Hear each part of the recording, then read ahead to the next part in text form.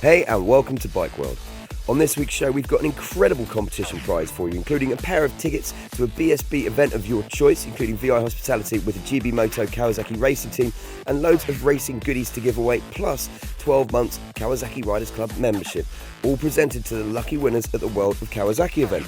We'll also be paying our very own tribute to Simon Andrews. But first, Suzy heads to a bike show with a difference in central London. We originally met up with the guys from the Bike Shed Motorcycle Club in Camden nearly a year ago, and since then the club has grown in popularity and people from all over the world are getting involved. Now we're here at Tabacco Dock for the Bike Shed Motorcycle Club exhibition number 3, and it's go big or go home. And I say that because it's at a venue that's 4 times bigger than the last one.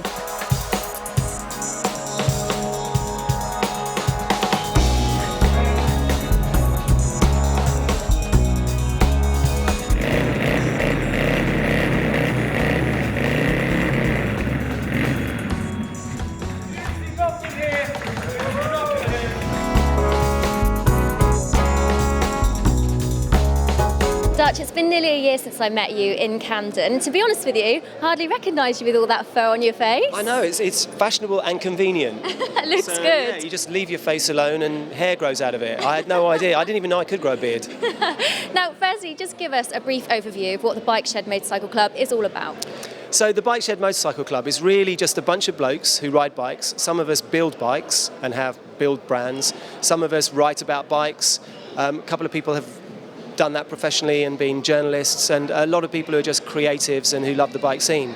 And we're a group that got together and turned that into something. So we write, we've got a website with hundreds of thousands of followers for some reason, I don't know why, and a Facebook page with about 230,000 followers there. But we also do events and we do rides and we do meets and we hang out and we try and spend as much of our time and money on bikes as we possibly can. So because of Bike Shed's popularity, obviously you decided to do an exhibition, and this is your 3rd Bike Shed motorcycle exhibition, and it's here at Tabacco Docks, a venue that's 4 times bigger than your last one. Did you ever expect it to be so popular? No, I mean, obviously we had no idea, but every time we do a show, or say we're going to do a show, first of all the builders and the brands go, can we come to your show? So then you go, oh, well, we need to be quite a lot bigger because that won't fit.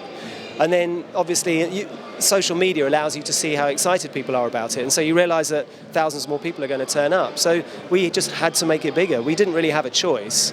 It wasn't like we sort of suddenly decided to go crazy and risk all our money on a giant project. I mean, we did, but we were driven to it. So what can people expect to find here today? Well, firstly, they can expect to be in a really nice place with nice people where the food is good and it's comfortable. And then on top of that, we have amazing custom bikes, really unique creativity, good engineering, some bikes that are all about aesthetics, some bikes that are all about handling. But what you'll see is the custom creative culture, the new wave, cafe, racer, brat style, whatever you want to call it, scene. And that's here, along with art and photography and really good gear, curated gear that you normally can't get in normal mainstream shops. What are you most excited about? The bikes. I walk around, I'm a punter like anybody else. So after we've done all the hard work of setting up, I spend ages wandering around going, oh, that's my favourite. Oh, no, that's my favourite. Oh, no, I need that one. Or going, I wonder if I could afford that one. Is it for sale? So I'm just a punter. There's quite a lot of people that would say that this scene is all about style over function. How would you answer that? I think bikers need to hear the dirty truth. All biking is about style over function. Whether you choose to ride a Fireblade or an R1 or a Ducati Panigale, I mean, people are making a statement about who they are. Now, blokes like things to work. We're all a bit OCD, we like engineering, we like stuff, we like gadgets. And if you're a gadget guy, you want the best gadget, the fastest gadget. Now this scene just prioritises slightly other things. The scene's interested in aesthetics and design, and some people will do stupid things to their bikes that don't make any sense, like taking the fairing off their Paul Smart. And some of the builders here will take a perfectly good bike that had disc brakes and put a drum brake on the front because they think it looks nice. Now, for me, I aesthetically like it. From an engineering point of view, I don't necessarily get it. But my point of view is biking's about individualism, whatever you ride. And that's that guy's bike. And he should do what he wants to it. And when, in the spirit of kind of punk rock, when most of us who ride bikes now in our mid-40s were listening to the wrong music, dressing funny with silly hair, those people now have grown up into the biggest critics of a scene that is all about people doing their own thing. You've got 22-year-old guys who've got a motorbike and they want to put clip-ons on a bike but they haven't put rear sets on it. So when they ride it, they're folded up like a pretzel. Well, who cares? It's their bike. Let them be an individual. Now, as they get, the older builders won't do that. They'll go, well, that bike needs rear sets. But you've got to embrace a scene that's about bikes and about biking. And yeah, they might put Firestone car tyres on their bike and it might not handle as well, but they love their ride and they're not on a track day. Most of us have got bikes, well, I say us, I don't anymore, but a lot of us have owned bikes we can't ride. 180 brake horsepower, really? And without traction control and without anti-lock brakes and without anti-wheelie, most guys are just going to stick it in a hedge. So I think people need to be a little bit more realistic about why we bike and what it's for, and be a bit honest and look in the mirror and go, actually, yeah, it is about style over function to some degree, but it's still about engineering, it's still about aesthetics, and I think for everyone it always has been.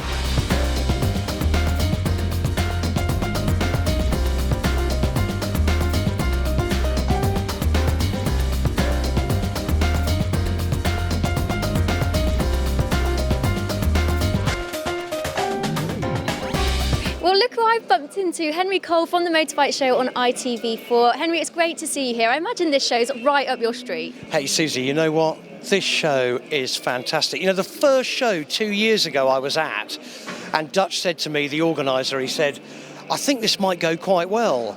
And now, just look at it, man. And you know what's so amazing about it is that there's old people like me knocking around that you normally see at a bike show, but look at the young people. You know, there's kids here, there's young guys and girls here getting into motorcycling. How fantastic is that for our industry, eh? It is great, and I understand, actually, I haven't seen it yet, but you've got a Gladstone bobber here that you're exhibiting. Hey, look, we have. Guy, my chop builder, and I have designed this and built it over 2 years, and it's here today, yeah. It's the Gladstone #1. We're building 9 of them, and would you believe we've sold out? And so I think that really doesn't say too much, you know, arrogantly, doesn't say anything about us. What it says is this vibe is really happening. And also we feel that perhaps we're coming out of recession a little bit. You know what I mean? People are thinking, actually, let's invest a little bit in motorcycling, and how great to invest in something and also to be able to ride it. You know, that's what it's all about. So we're very thrilled about the bobber being here. So what are you doing with the one that you've kept back? Oh, I don't know. Do you want one? Oh, yeah, what? I'll just take it today, shall I? Yeah. At a price I've got my or free? credit card reader somewhere. Look, I mean, I've held it back mainly for me because our prototype is constantly in pieces, obviously, because the one thing that we're absolutely passionate about is that we don't build custom bikes and then go, here you are, mate. Each bike has 100 miles on it, you know, and we meticulously go through stuff. So obviously there's developments as we go. Guy says, oh, what about these new levers and all that kind of stuff? So we try and offer our clients options. The only way we can create those options is to ride those bikes like we stole them. Do you know what I mean? Because otherwise, you know, our first bike that we're about to ship goes to New Zealand. Well, hang on, Chris is going to be on the phone and I'm rather a long way away if there's an issue. We need to make sure they're perfect, you know. Talking about bikes, riding them like you've stolen them, is that what you were doing on that motocross bike when you were at your shoulder? No, I was riding them like I really didn't know what I was doing type thing, really. Suzy, unlike you, I know, I'm rubbish off-road. I try as hard as I can, but I really can't crack it. I think it's because I'm so old, you know. I realise that when I fall off, I don't bounce anymore. Do you know what I mean? And so that's my issue. I love it. I'm passionate about it, but I'm absolutely rubbish at it. Well, it's great to meet you and enjoy your time here, and I'm looking forward to seeing Series 6. Hey, look, man, so am I. David from Jack Lily, it's great to see you as one of the official Triumph franchises here at the BSMC exhibition, showcasing your custom bikes, but also bikes that you can buy off the shelf as standard from Triumph. Why is it important for you to be here?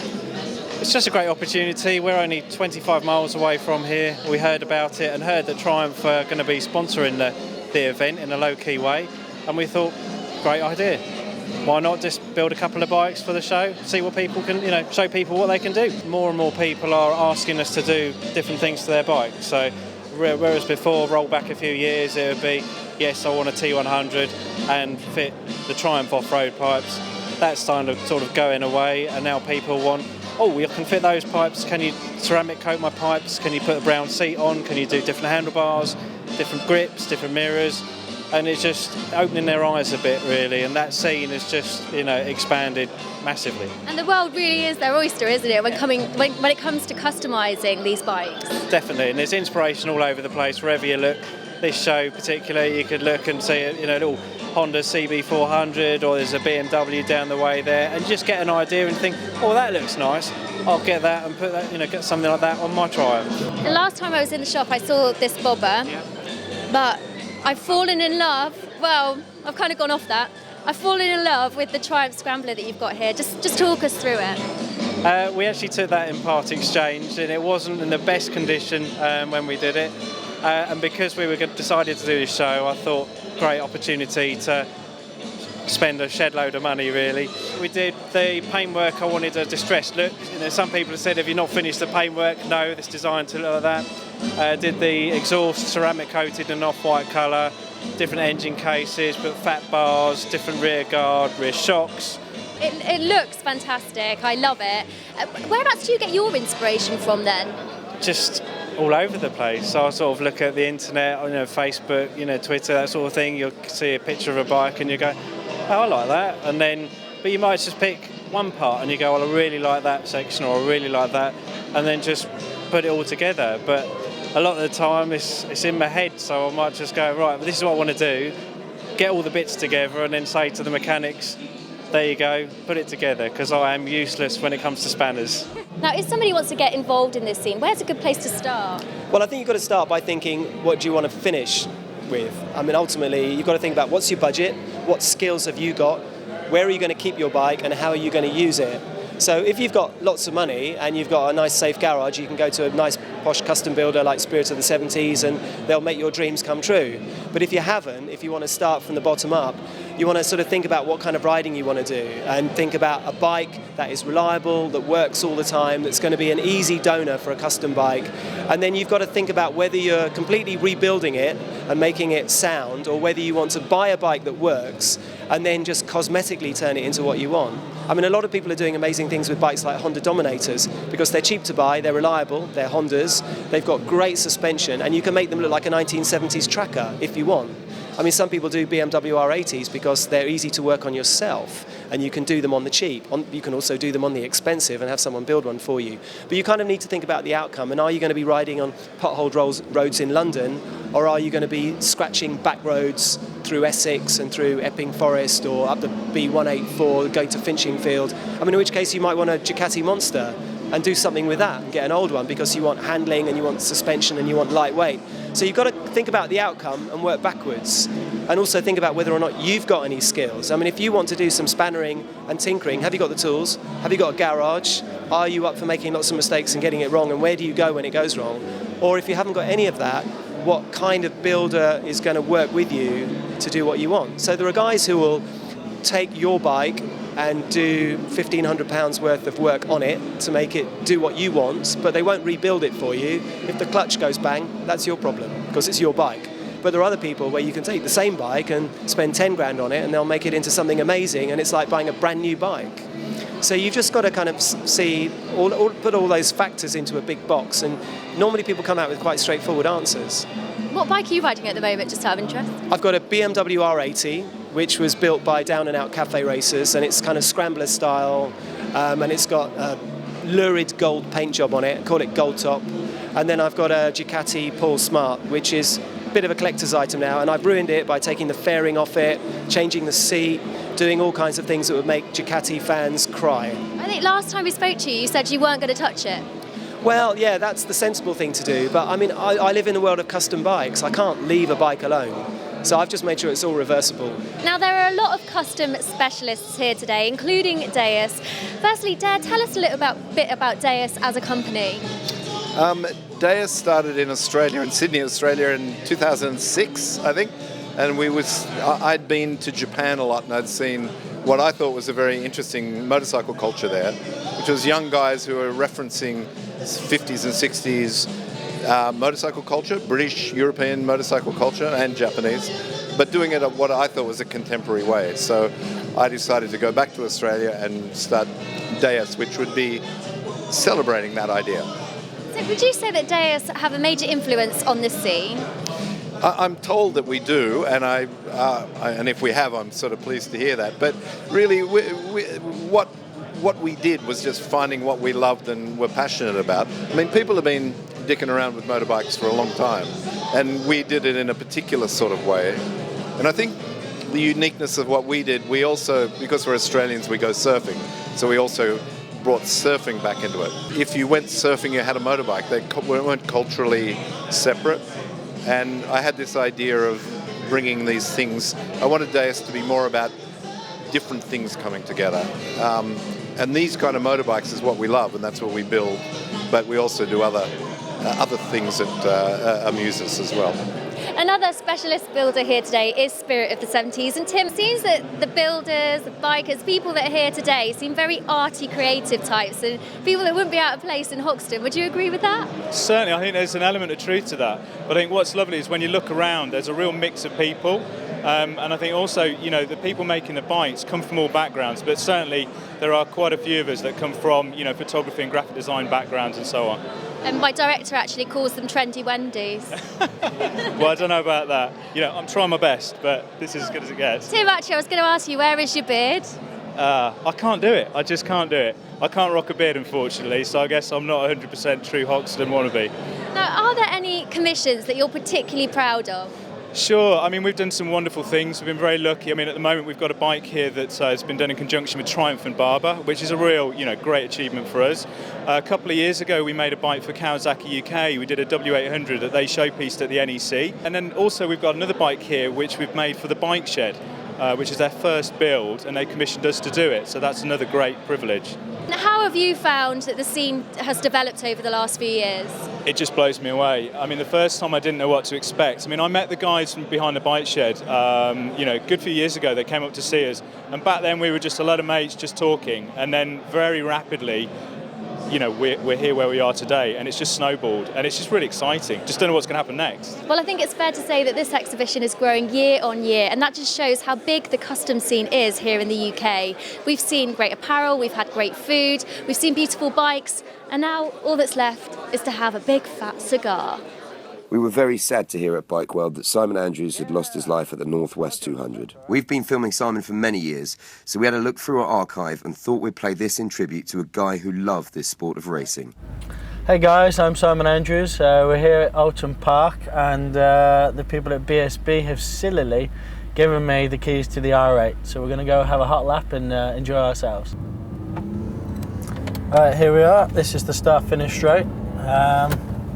This is good fun on the Superbike because it's kind of undulated and fast and flowing, and then you can carry a lot of corner speed into what is turn one. There's like a slight little pothole and then it crests up to the top, so get a little bit of spin on the exit of the corner and a little bit of wheeling on the outside, so that always looks good for the crowd. Here we are dropping down into turn two. This is a great corner, you have to use a lot of brakes. Crashed here a few times. Drop it down one gear, third into the left, wave to everyone, have a look at the lake on your right hand side, it's great fun. Drop it down 2 or 3 gears depending on what gearing you're on into the hairpin. This is really good at hairpin because of all the camber you've got. You can really stick to the road and get some really good acceleration. You just got to be careful of high siding on the exit. This is the chicane straight down to first for this. Very straightforward. Straight in, straight out, just be careful of the front tucking on the exit. Up over the hill, just try and keep the front end down as much as possible. And it's quite a good overtaking corner. You've just got to get it into the corner to begin with. And then you can carry a lot of corner speed around the left here before you go into the right, which is important to get good drive up the hill. And then we go up over the hill, depending, you have to be quite cautious over here because of the wind. You get quite a lot of side wind and it can really blow you offline slightly, and it doesn't take much before you can be offline, and then that messes everything up, especially before Druids because it's so bumpy around here. When you exit the corner, you can get good drive ready for the last corner, which which is like a really good overtaking spot, ready for the last lap of the race. You just got to be careful getting on the old gas over the brow of the hill, ready for high sides. And then that's it.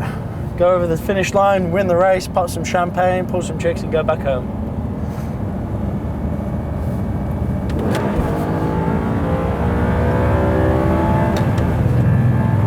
Get off that rev limiter.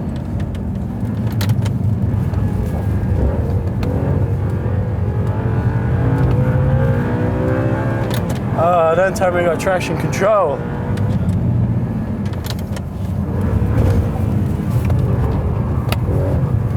Go, go, go, go!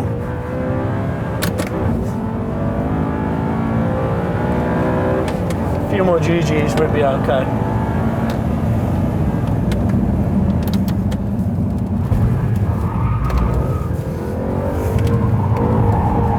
Foot is planted.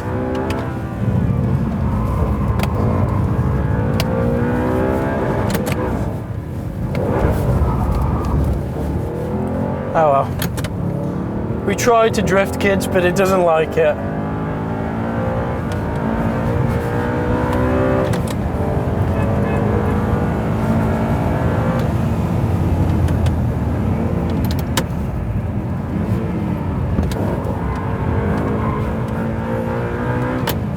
That was good fun. I enjoyed that. Don't think we're quite as quick as a superbike, but nonetheless, that's the first time in an R8. If we got rid of traction control, then we'd have a real good hoot. That was good fun. Thanks, guys.